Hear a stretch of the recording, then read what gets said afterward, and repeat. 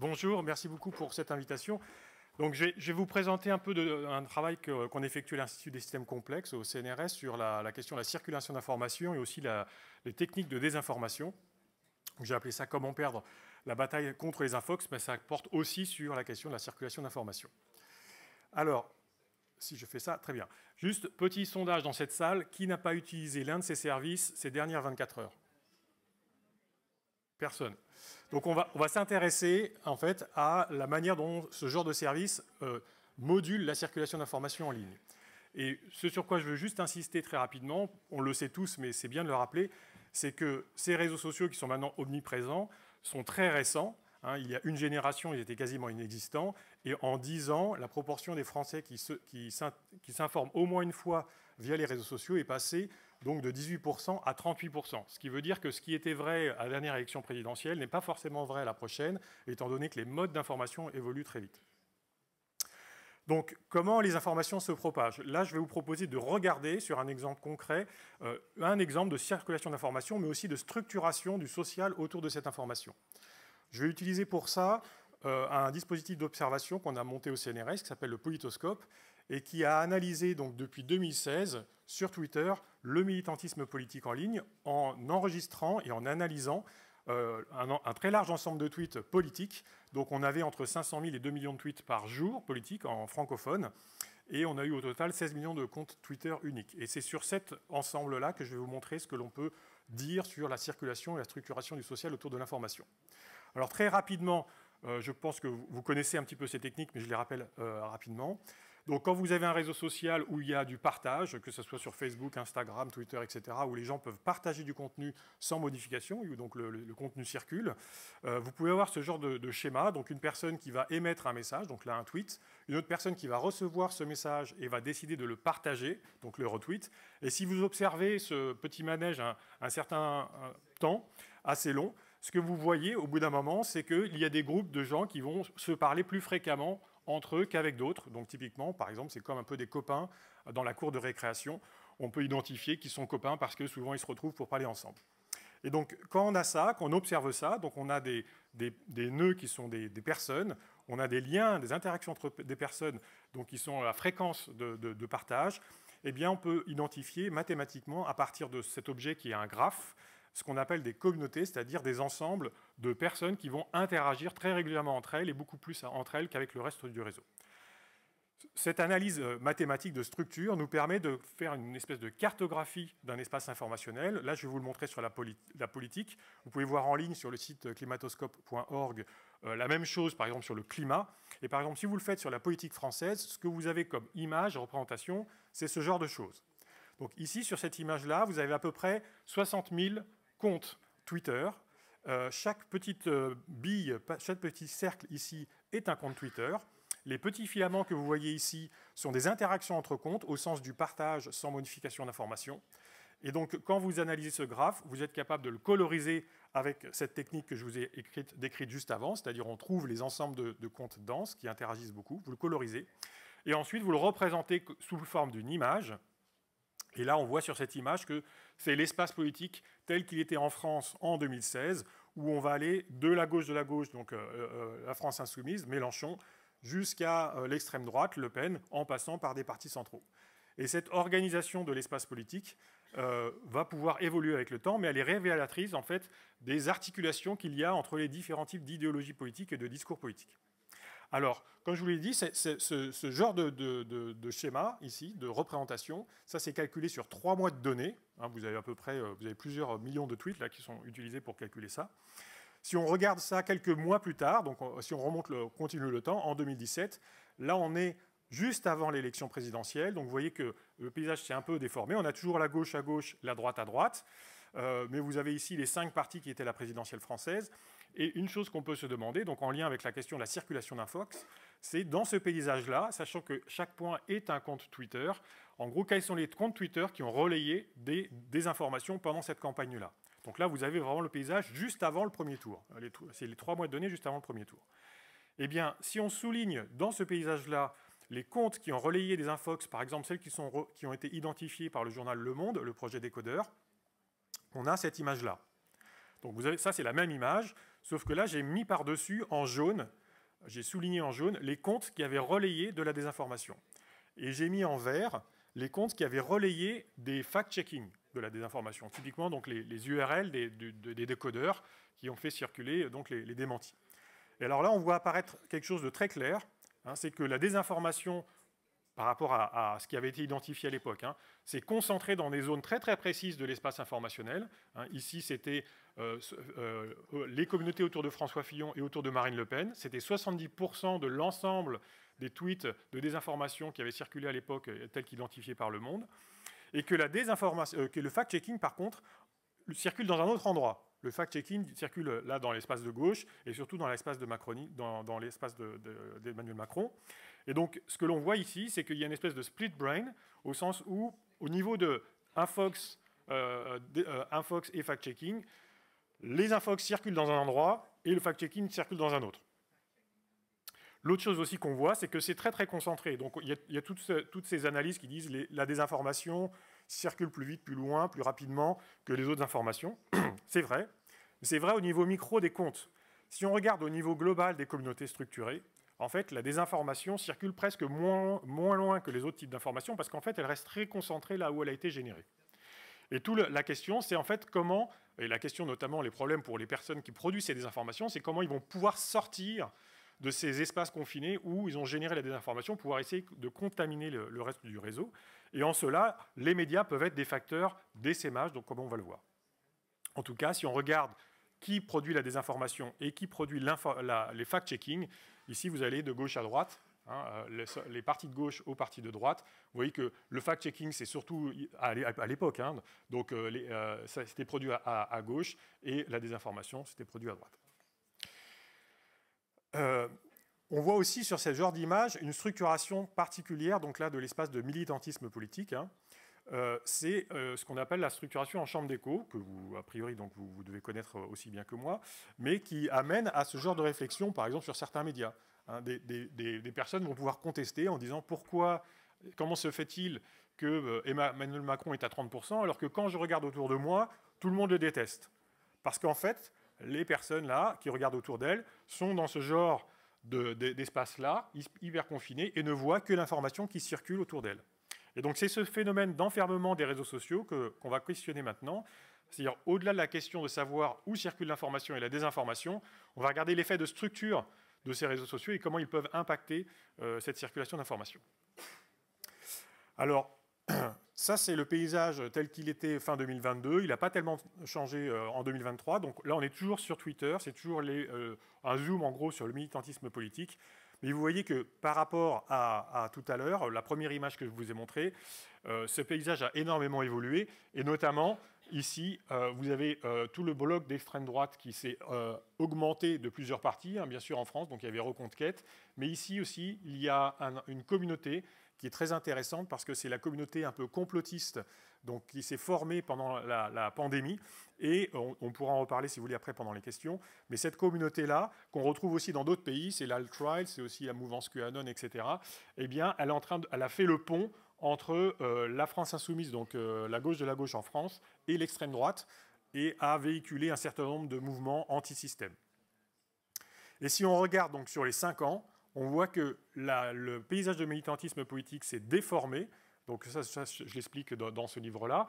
Mais ça, c'est donc en 2016. Donc on passait de la gauche à la droite ici par des communautés intermédiaires, donc modérées. Donc en gros, l'articulation idéologique passait de l'extrême gauche ici à l'extrême droite, ou de la gauche à l'extrême droite.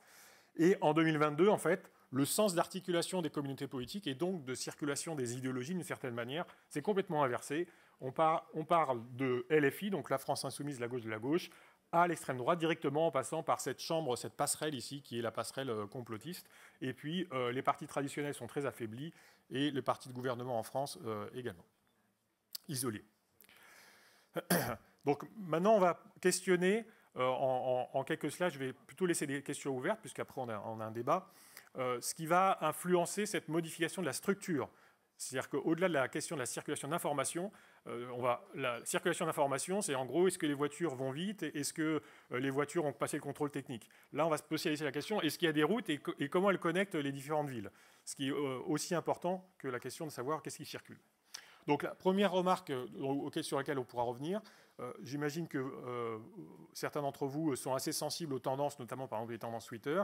Il faut bien se rappeler que les tendances Twitter sont des tendances qui sont personnalisées, hein, elles sont personnalisées en général pour vous, mais que surtout elles sont manipulables. Exemple, on a eu une affaire tout à fait absurde en France pendant la campagne présidentielle, avec une rumeur qui disait que Brigitte Macron, donc la femme du président, avait un frère qui était trans, et que en fait, ce trans, c'était Brigitte Macron elle-même. Donc ça, c'était complètement absurde. Ceci dit, avec une bonne campagne sur les réseaux sociaux, donc ici, vous avez le même paysage politique que tout à l'heure, hein, l'extrême droite est ici, la gauche de la gauche est ici, Macron est ici. Si on souligne les comptes qui ont relayé ce genre de désinformation, eh bien, on voit que tous ces comptes-là étaient dans à la fois la chambre d'écho dont je vous parlais tout à l'heure, qui est la chambre un peu complotiste, donc en France c'est autour de Florian Philippot, et puis donc l'extrême droite Reconquête. Et en s'activant sur des données assez courtes, mais de manière très intense, ils ont réussi à être dans les top tendances Twitter pendant 3 jours. Donc ça veut dire que quelques centaines de personnes, bien coordonnées, arrivent à faire passer dans les top tendances Twitter des choses aussi absurdes que celles-ci pendant plusieurs heures, voire plusieurs jours. Et ça, c'est assez important de comprendre parce que ça veut dire que une fois que c'est leur manière à elles de sortir en fait de leur chambre d'écho. À chaque fois, si vous arrivez à manipuler un algorithme de recommandation, ça veut dire que la plateforme va globalement recommander vos contenus ailleurs que les personnes qui vous suivent. Et là, éventuellement, attirer l'attention des journalistes. Et là, à ce moment-là, c'est là que ça commence à essaimer et que l'infox se propage. Sinon, elle reste confinée. On a montré aussi, par exemple, que pendant la campagne présidentielle de 2022, la communauté qui était la plus active sur ce point-là, qui est de l'astroturfing, c'est-à-dire simuler une activité anormale d'une foule pour adhérer à une cause, eh bien, cette communauté-là était principalement la communauté ici autour d'Éric Zemmour. Et c'est une communauté qui a créé énormément de faux comptes et qui donnait très très publiquement des mots d'ordre en disant maintenant on va tweeter ça, on va relayer ce hashtag de manière à passer dans les tendances et après reverser sur les autres communautés.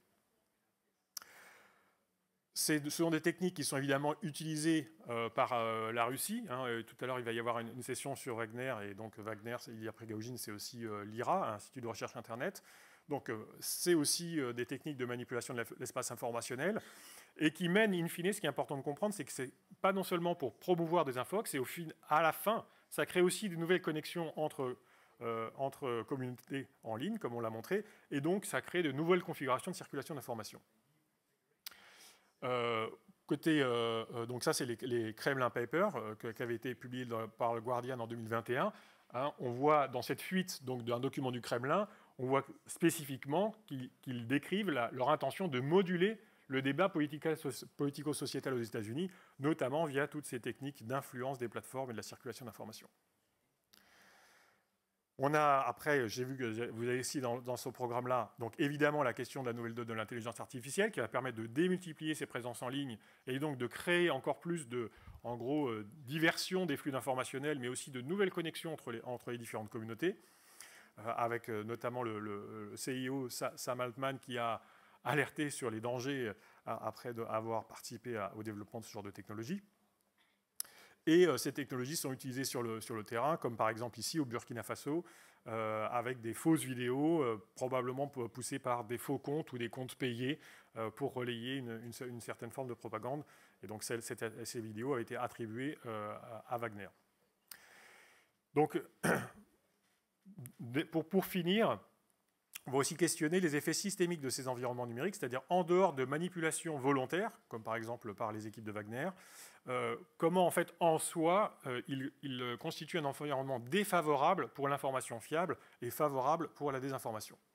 Alors ce qu'il faut savoir, c'est que en moyenne, sur la plupart des réseaux sociaux, par exemple sur Facebook, les personnes ont beaucoup trop d'amis par rapport à ce qu'ils peuvent lire quotidiennement, et donc ils se fient à ce qui est leur fil d'actualité. Sur toutes les plateformes, il y a ces fils d'actualité. Et en fait, sur leur fil d'actualité, en gros, l'utilisateur ne voit qu'à peu près 20% de ce qui est effectivement produit par son environnement social. Ça veut dire que la plateforme filtre et choisit parmi les 100%, les 20% qui l'arrangent, elle. Et ça, c'est très important de comprendre parce que ces 20% vont être choisis de manière très orientée. Ils vont répondre en fait aux objectifs économiques de la plateforme. Et en cela, ils vont en soi déformer l'espace informationnel. Donc, je vais vous donner un ou deux exemples. Je ne peux pas développer tous, évidemment. Il y en aura d'autres dans mon livre si ça vous intéresse. Mais je vais vous donner juste un exemple. Pendant la pandémie, imaginez que quelqu'un voit dans son fil d'actualité ces deux messages. Le premier dit le vaccin Covid est fiable pour les enfants, on va autoriser la vaccination pour les enfants. Le deuxième dit c'est pas vrai, on va autoriser la vaccination pour les enfants, mais il y a beaucoup de risques. Sur quoi pensez-vous qu'un utilisateur va cliquer, notamment un père ou une mère va cliquer pour en savoir plus? En général, donc il y a un phénomène qui est en psychologie, qui est indépendamment des réseaux sociaux, qui s'appelle le biais de négativité, qui nous pousse à interagir avec les contenus qui contiennent une certaine dose d'anxiété ou de danger, tout simplement parce qu'on veut savoir ce qui nous menace. Le problème, en fait, c'est que les environnements, ces plateformes numériques, sont des environnements apprenants. C'est-à-dire qu'en fait, eux, ce qu'ils cherchent, c'est maximiser l'engagement, maximiser les clics, et donc, quand ils vont repérer que des gens vont cliquer plus sur un contenu plutôt qu'un autre, ils vont reproposer ce même type de contenu. Et ça, si vous le couplez donc à ce biais de négativité, qui est un biais psychologique tout à fait normal, ça fait que les plateformes vont naturellement amplifier les contenus toxiques. Donc ce qu'on a par exemple mesuré, ça c'est une mesure, on a montré que sur Twitter, la toxicité des contenus, c'est-à-dire le taux de messages avec une proportion d'insultes, de contenus anxiogènes, etc., est 50% plus élevé que ce que produit réellement votre environnement social. Ça peut être dû à plein de facteurs, mais notamment, ce qu'on a montré de manière théorique, c'est que rien que ce phénomène de sélection pour maximiser l'engagement suffit à produire ce genre de phénomène. On montre aussi que sur une plateforme générique qui maximise ce genre d'engagement, eh bien, le pouvoir social, c'est-à-dire la place des personnes dans le réseau en fonction de leur popularité, etc., se concentre naturellement sur les personnes les plus toxiques, parce qu'elles produisent des contenus les plus toxiques, qui sont les plus relayés, qui sont donc du coup, elles sont plus visibles, donc elles reçoivent plus d'abonnements, etc. Donc en fait, ce qui est important de comprendre, c'est que ces environnements-là, ce sont des environnements qui ne sont pas neutres et qui sont complètement défavorables à une information fiable.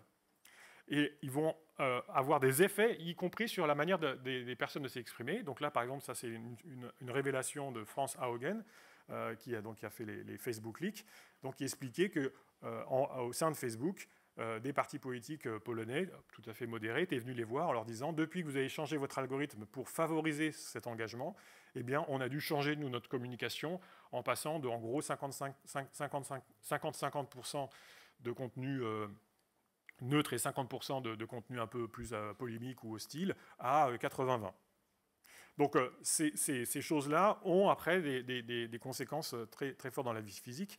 Et on a également pu montrer, donc je ne peux pas tout vous montrer, mais on pourra en discuter si vous voulez, que non seulement ça, mais en plus, la manière en fait, dont l'algorithme déforme la perception de l'environnement, donc on a montré qu'il déformait en augmentant la perception de l'hostilité, mais en plus, il y a plein d'autres biais. Par exemple, on va déformer le paysage politique perçu.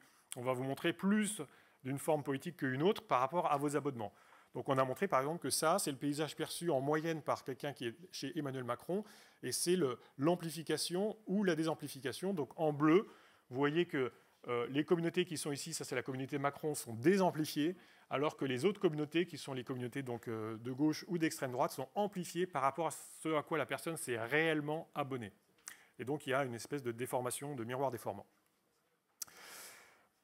C'est aussi des espaces où le statut de journaliste est menacé, ça j'imagine que vous l'avez dû l'apercevoir, mais donc par exemple, si on regarde sur 5 ans l'emploi de médias d'expression du genre Merdia ou Journalop, communauté politique par communauté politique, donc ici ça c'est le nombre de tweets par communauté politique, donc là vous avez le RN, ici vous avez qui monte en flèche Reconquête ou les Patriotes, donc ça c'est la vie politique française, mais on a la même chose dans tous les pays.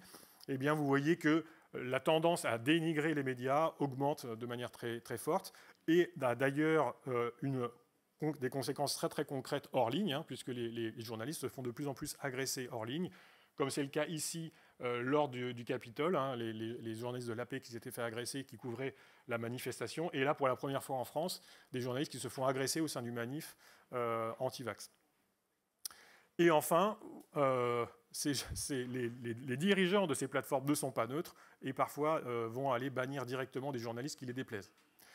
Donc, pour conclure, c'est juste pour vous attirer l'attention, je pense que vous êtes aussi, plutôt pour lancer le débat, puisque vous êtes aussi informé que moi, voire mieux, Mais il y a vraiment des différences majeures entre le monde pré-réseaux sociaux et post-réseaux sociaux, au sens où, en ligne, on a plusieurs effets. On a l'effet de déspatialisation et massification, donc il n'y a plus de frontières géographiques.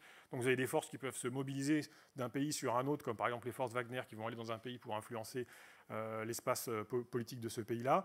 On a le côté instantané, qui vous est défavorable évidemment, puisqu'il n'y a pas la question de vérifier les informations. L'information, elle sort tout de suite, et puis une information plus un démenti, ça fait deux désinformations. Deux informations.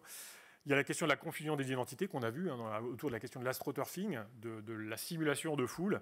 Et puis, surtout, c'est sur ce sur quoi je voulais attirer votre attention, la question des courants de circulation d'informations. C'est-à-dire que l'algorithmique qui est par-dessus ces espaces informationnels a énormément d'impact sur la circulation d'informations et la perception des utilisateurs sur ce qu'est réellement leur environnement.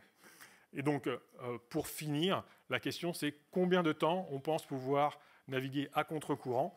C'est-à-dire que si vous êtes en barque avec une rame, vous pouvez ramer très longtemps, mais si vous êtes avec des courants puissants, vous irez toujours dans la direction de ces courants-là. Et donc, c'est juste une réflexion ouverte pour la table ronde. Comment on fait? Voilà, merci beaucoup. Merci.